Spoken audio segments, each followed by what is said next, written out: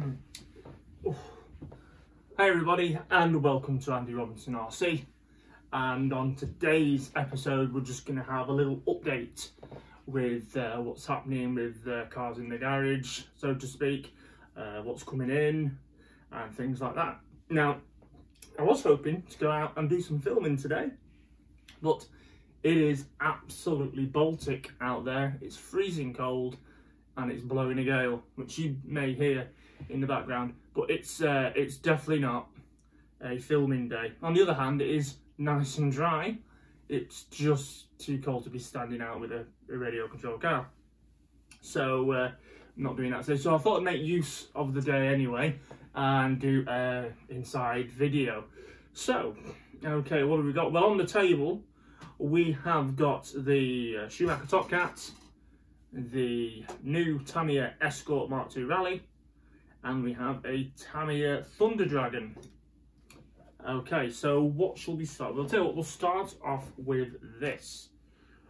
This one I picked up recently, and I thought it's kind of cool in light of the re-release of this, which is due out in summertime. Now, this is an original Thunder Dragon, of course, because it's not been re-released before. So this is from 1988, about March, and it was kit 58073. So yeah, so I picked this up in a box with a few other bits and pieces. I've also got a boomerang as well that came with this, but I thought I'd show you this one because this is the better out of the two cars. It's more complete, and I say, with it being due for re-release later in the year, because it was obviously announced by Tamiya a few weeks ago, I thought we'd show this one. So this, I say, it's the Thunder Dragon. So it's the only one that has not been re-released up until the announcement in January.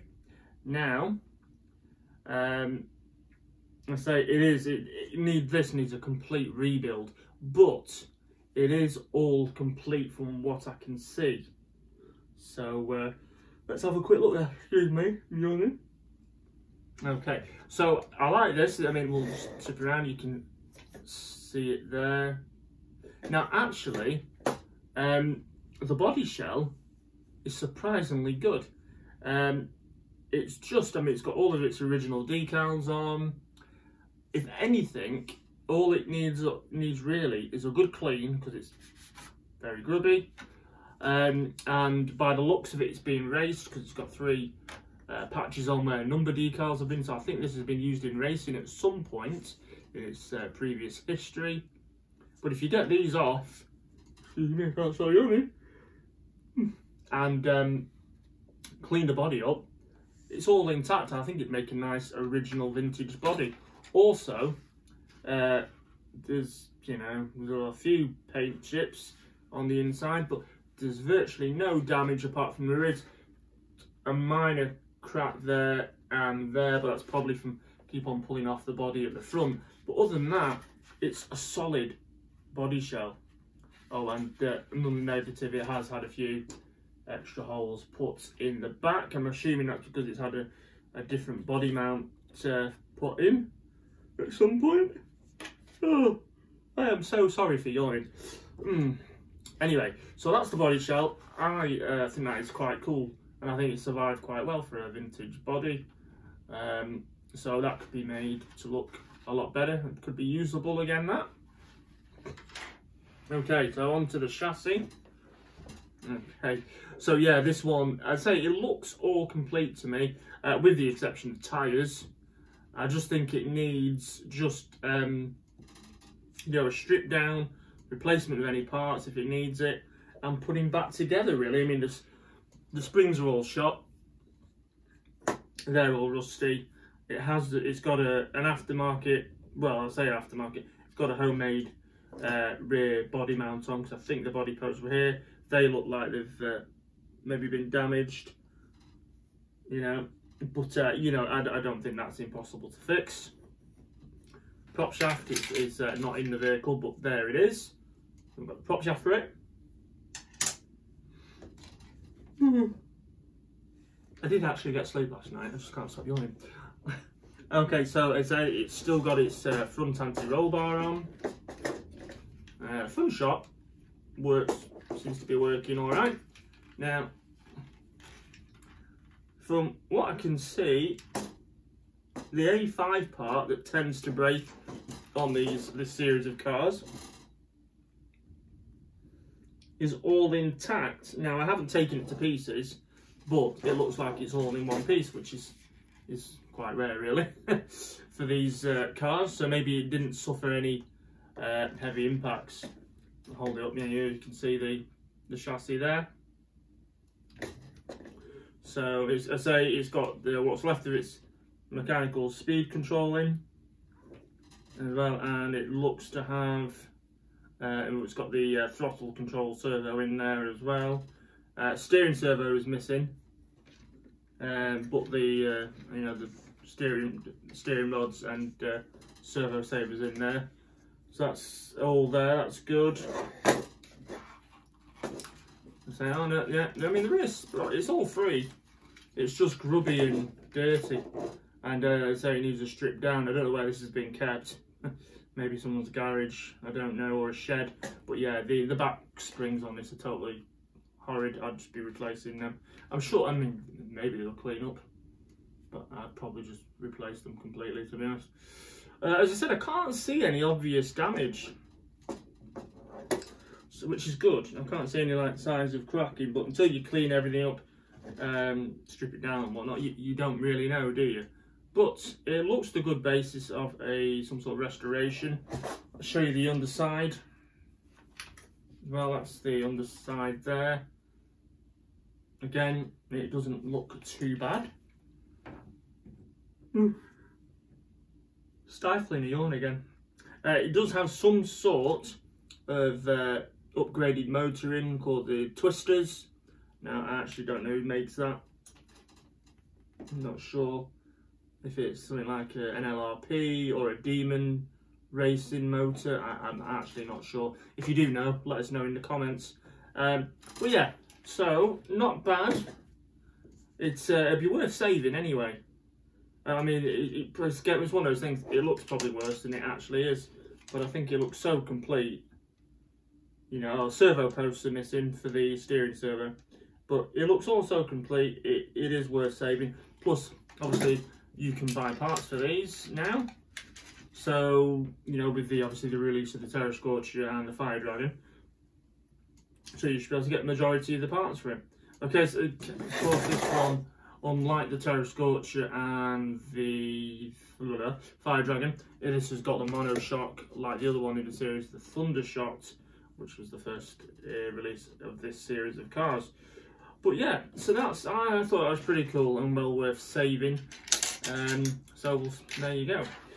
Again, I have this one up for sale. I think I've got it. I've got this on eBay currently. Yeah, it's not going to be one I'm doing. I'm going to be moving it on because I've got some other projects arriving soon, which currently are more interesting to me. However, I might buy the re-release and build that for the show. I'm not sure yet. Anyway, so I'll just put that aside. When I say aside, I'm going to put it here for now. Yes, so actually I've got coming, I'm really excited about this. I've got a vintage Mardev Cobra new in box coming.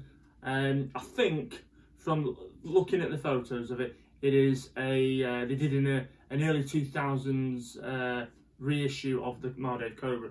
I think it's one of them, not a 90s Cobra, but it's exactly the same.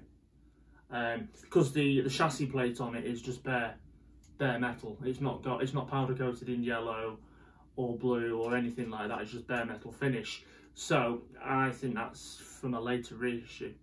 Anyway, I thought it'd be quite cool because especially since they re-released the Mardev Evo, the Mardev Cobra Evo at the end of last year, beginning of this year. I thought it'd be cool, especially finding a new Cobra in box, to have that on the show. And I am considering putting in when I build it up, putting the new Cobra Evo diff in it as well, just to make it a bit better. But we'll see. Not sure on that. I might just build it as it is. I'm not sure. Right. Anyway, I'm going to move on to the Shoemaker Top Cat. As we know, this has been discontinued now, but and hop-ups seem to be getting scarce for this. But however, I have actually made a small adjustment to this since you last saw it, although I haven't actually had a chance to run in it since. But we'll just whip off the body shell so I can show you. And if you look there, it's now sporting the Shoemaker Top Cat alloy front weight and rocker arm mount, which is cool. So yeah, so it's like the brass bulkhead with the which mounts the steering rocker arms on. So I was pleased to get that. So it gives it a bit more sort of weight up front, which it definitely needs when cornering.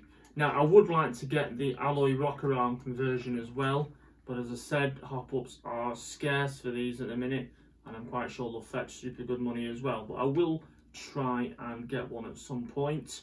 And I said I'm not sure if I'd upgrade it with the upgraded diff and transmission, but I may put a Mizuno Models slipper clutch conversion on this at some point. But we shall see. But I do want to give a shout out to James Hodgson, who helps run South Lakes Model Car Club. He gave me a few tips when putting the front brass, I should say it's not alloy, it's brass, front brass bulkhead top plate on. He gave me a few tips because I've never really stripped down Shoemakers or taken to parts before. I've always been a more Tamiya and Team Associated person, but yeah, so he gave me a few tips on how to mount that and not lose everything and everything fall to pieces when you're doing it. So big shout out to James there. Thank you very much for your assistance with that. Much appreciated. Yep, so that's all we've got so far on the Top Cat, but I just thought I'd show you that fitted. It's a lovely piece of lovely casting as well. It looks rather cool, and I like the little Top Cat and Shoemaker second to none logo on there as well. So okay, we'll move that across, and because we have this now as well, because this is so much on trend at the minute or on topic, we've got the Escort now. If you've seen our previous videos, I did an unboxing on this, and I did a running video as well not too long ago. Again, I will put links in the description to all of these cars running.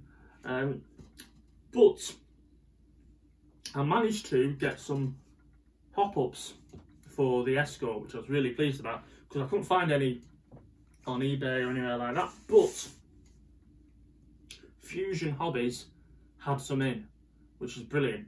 So I ordered some off Fusion Hobbies, and we're here within a day or two, so that was really good. Again, put the links in the description for you. Now, what did I buy? Right. Okay, so I'll take the body off. Now, as you can see there, yeah, hold it up to the camera, you can see we have got the long option prop shaft in blue alloy, and that is considerably lighter than the kit stock one, so that's come out, and I've put that one on.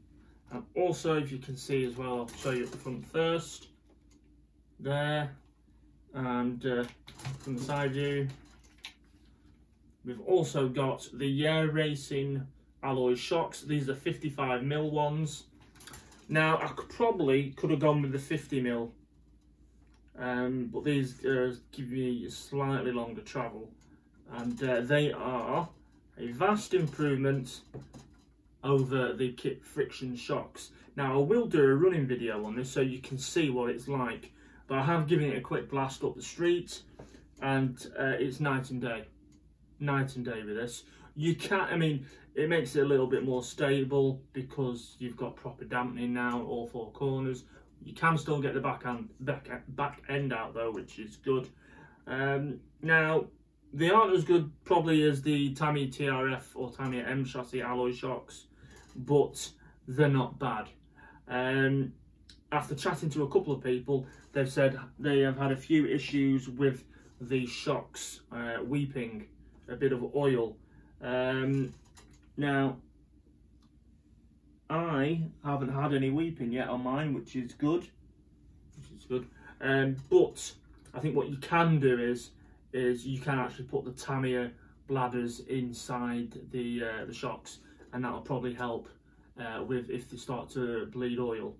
But having said that, they are still a good alternative, I think, anyway, to the Tamiya friction shocks, and if you don't want to spend the same amount of money on the Tamiya alloy shocks, although by the time if you replace the bladders on them and all that, then maybe you should have just got the Tamiya ones. I don't know. I'm quite happy with these. As I say, mine have not leaked as of yet, touch wood, and they have made all the difference of the car. It's you know, a lot better to drive.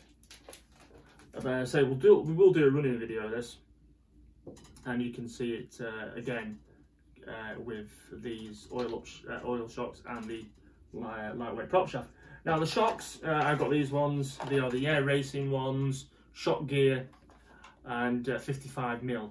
Now, what I do like about this set of shocks is, while the quality might not quite be up there with Tamiya, the Tamiya alloy ones, they do come with several spring sets. You get I think it's a hard, medium, soft and super soft. So I think there's about 4 or so spring options with that. Mine, I've got the medium yellows all round, and I've got 3-hole pistons, and there's the V pistons in there as well. You get 2 sets of pistons, normal and V pistons, and I've got the V pistons all in, and the yellow shocks all yellow springs, which are medium all round. And having driven it, I like exactly how it is. I think it's great.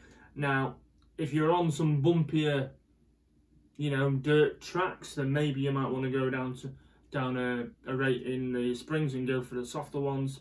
I don't know, but as it is, I'm liking how it drives. Okay, so I'll just give you the part numbers actually. If you want the long wheelbase propeller shaft for this, it is part 54673. And also, here you go, you can see these. Now, I haven't put these on the car yet because, to be honest, you've got to take half the car to pieces to fit these. But I picked up the alloy motor mounts, which I wanted, and the alloy servo mount as well. So these will be fitted to the car, but I'm only going to fit them when I have to go and take it to pieces. Or I'm going to get all the parts I want for it, then take it to pieces and build it back up. But I'm not going to fit them just yet, but I've got them ready.